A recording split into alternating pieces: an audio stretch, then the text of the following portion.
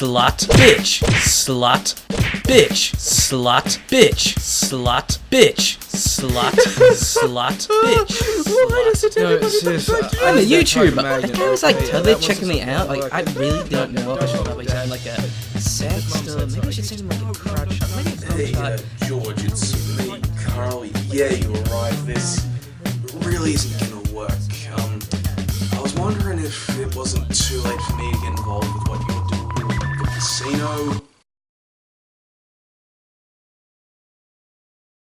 Wow, I can't believe we did it! We just robbed a casino! I didn't know what I was thinking trying to put me out of that other crew and steal a bunch of jewelry. I mean, we just walked away with millions of dollars in bearer bonds! This just made so much more sense and it was more exciting!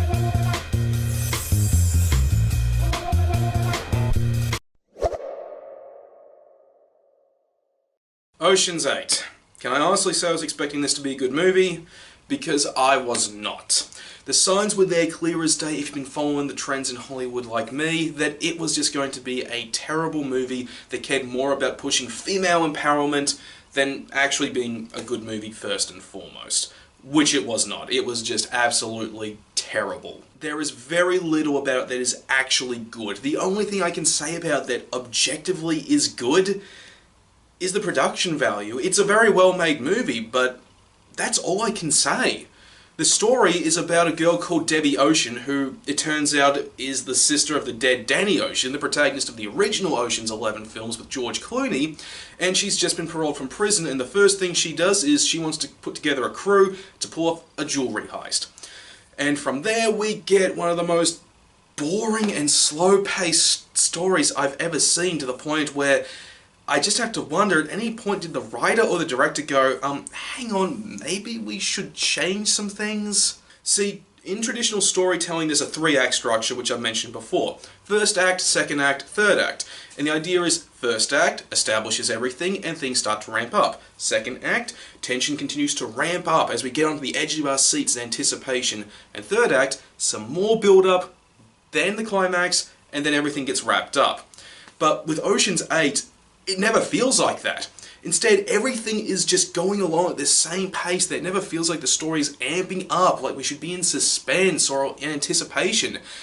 And the result is it just compounds the boredom into something that's just almost transcendent in its dullness. And this isn't helped by the characters either. They're all just flat, two-dimensional Mary Sues.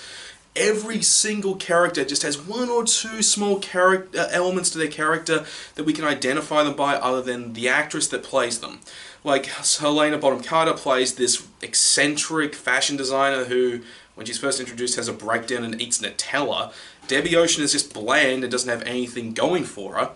And there's also 8-Ball, who's just a hacker who uses an 8-ball as a custom mouse. What? And this would be forgivable if, at the very least, there was some conflict, but there isn't. Like, for something as complex as pulling off a jewelry heist, you'd think there'd be all sorts of, like, unexpected pitfalls and miscalculations that they'd have to account for, but no. Every time a problem comes up that's a hitch in their plan, it's resolved in this very same scene that's introduced, if not in the next scene. So there's no real sense of anticipation of, oh man, how are they going to overcome this? Because they just do. And on top of all this, it's never funny.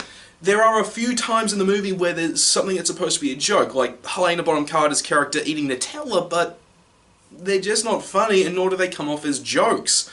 It just feels like whoever wrote this has no idea what comedy is, or at the very least they know what it is, they've seen it, but they're incapable of actually comprehending how it works. And easily the worst thing about it was the fan service. Now, I won't lie, I haven't seen any of the original Ocean's movies, but I do know some of the iconography from them. And in this movie, there are 2 points where they introduce stuff that connects it to the original George Clooney films. And to me, that is just absolutely insulting, because this movie, outside of that fan service, has nothing to do with those films.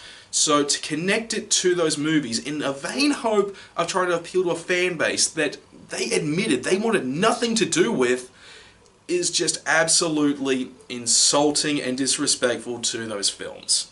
Now, with all that being said, I will concede that I was not the target audience for this movie. but I went out of my way to see it with someone who was the target audience for it, my mum. And to give you an idea on what this movie is like to its target audience, she fell asleep during the movie twice, if not more. That should give you a good indication of the quality that this movie has. Ocean's 8 really is one of the worst movies, if not the worst movie I've seen so far in 2018. Do not see it, do not rent it, do not stream it, just forget about it and either watch the original Ocean's 11 with Frank Sinatra and the Rat Pack or the George Clooney remake. Those are much, much better than this boring slog of a disgrace to cinema. Alright, thanks for checking out the review. I really hope you enjoyed it, and if you really liked it, then also feel free to subscribe to the channel. For game reviews this month, I'm going to be taking a look at the remaster of Red Faction Guerrilla, and for movie reviews, I don't have anything planned, but I will get as much stuff out as I can before the flat-out period at work starts. I got all that and more coming up, so stick around.